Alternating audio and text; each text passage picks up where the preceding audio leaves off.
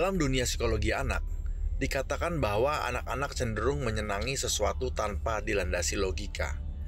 Pertimbangannya hanya like dan dislike. Di era digital seperti sekarang, anak-anak punya akses yang besar untuk memilih apa yang mereka sukai. Namun sebenarnya di sisi lain, pada fase ini anak-anak sangat mudah dipengaruhi. Disinilah kehadiran orang tua begitu penting dalam proses mengajarkan anak untuk memilih apa yang mereka suka berdasarkan manfaatnya. Nah, ini adalah tempat bernama ESDA atau ESDA, di mana mereka yang belajar di sini relatif memiliki kesadaran tentang apa yang mereka minati berdasarkan manfaat, sekaligus cita-cita.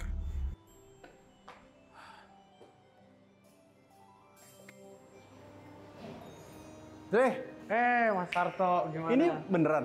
Beneran. Jaminan Ini kerja. jaminan kerja atau uang kembali. Jadi kalau nggak dapat kerjanya, ya setelah 6 bulan, ya dia mencoba, kita balikin gitu.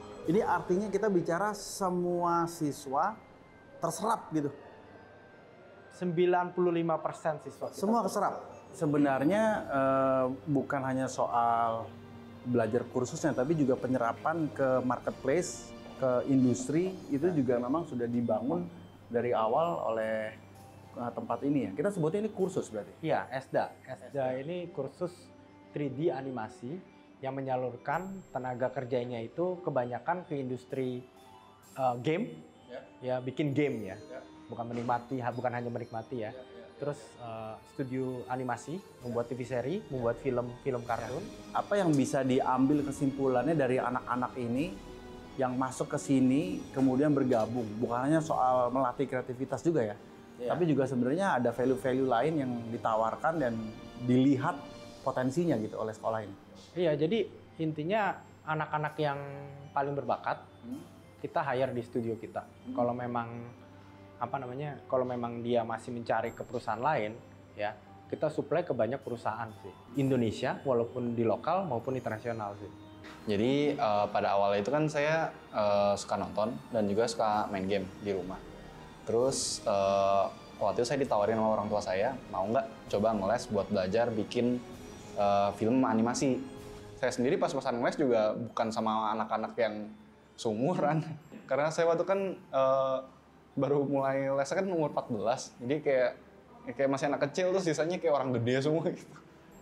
Jadi sih kalau misalnya menurut saya sih buat anak-anak yang masih baru mau orang tua sih, kalau misalnya anaknya mau ngerjain apa, coba kasih dulu aja. Dan buat anaknya juga kalau misalnya mau menekuni di bidang animasi, ujung-ujungnya tuh kalau misalnya belajar tuh mending bisa memahamin lah dibanding cuma ngikutin aja sih. Jadi kebanyakan latar belakang anak-anak ini apa di sekolah mereka? Apakah mereka memang tipe anak yang suka main game, atau suka graphic design, atau suka googling gitu? Biasanya anak-anak yang suka main game, suka nonton film kartun, ya, dan anak-anak yang suka gambar. Jadi kita punya quote mengatasi kecanduan gadget pada anak dengan cara memberikan solusi pada anak itu. Karena saya sendiri seperti itu dulu. Gitu. Karena saya sendiri gamer, sampai sekarang juga gamer, main game terus saya. Kita arahkan dia untuk membuat kontennya yang mana produktif. Karena membuat itu kan sesuatu yang bisa menghasilkan. Jadi nyerapin anak-anak yang memang punya passion, latar belakang di industri seperti ini gitu ya, tapi kemudian diolah jadi lebih positif. Benar banget. Awalnya sih karena suka nonton ya. Apalagi kalau misalnya orang yang suka main game, gaming kan kita ngelihat misalnya karakter nih bergerak. Kayak misalnya dia nembak aja itu kan udah termasuk animasi kan. Gimana kita gerakin objek yang tadinya mati terus jadi bergerak. Dari situ akhirnya mulai, oh ternyata seru ya. Kita bisa modeling sendiri, bisa masukin animasi kita sendiri. Akhirnya dari situ nyari deh, apa sih sekolah atau misalnya kursus yang bisa buat animasi, buat ini.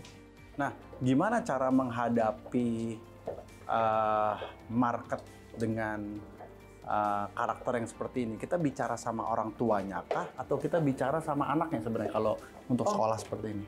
Kalau untuk anak di bawah 17 tahun, kita banyak bicara pada orang tuanya. So ini potensinya semakin dunia industri animasinya tumbuh di dunia, pasti kebutuhan akan animator. Pasti, dan belum juga industri game. Belum perusahaan arsitektural. Kita tahu sendiri ya perusahaan arsitektural kalau ke mall-mall bikin 3D-nya atau bahkan emang animasinya ya, yang orang masuk ke apartemennya dan segala lihat di macam. brosur kan 3D. Nah, ini kalau kita bicara resources, memang mereka semuanya kontrak base juga ya nanti. Ini permanen. Oh, ini permanen semua. Wow. Karena kita proyeknya continue. Jadi perusahaan animasi ini adalah salah satu bisnis yang sangat sustain. Jadi untuk di industri 3D ini, achievement terbesarnya itu adalah mengangkat Oscar. Itu sebenarnya mimpi Esda ya untuk melahirkan orang-orang yang memang top of the world gitu. Dari yang main game. Ya, jadi banyak sekali ya benefit belajar animasi. Karena animasi ini adalah suatu 3D ya. 3D itu mengajarkan matematika secara tidak langsung ya. Terus yang kedua adalah pasti bahasa Inggris karena semua interface-nya bahasa Inggris.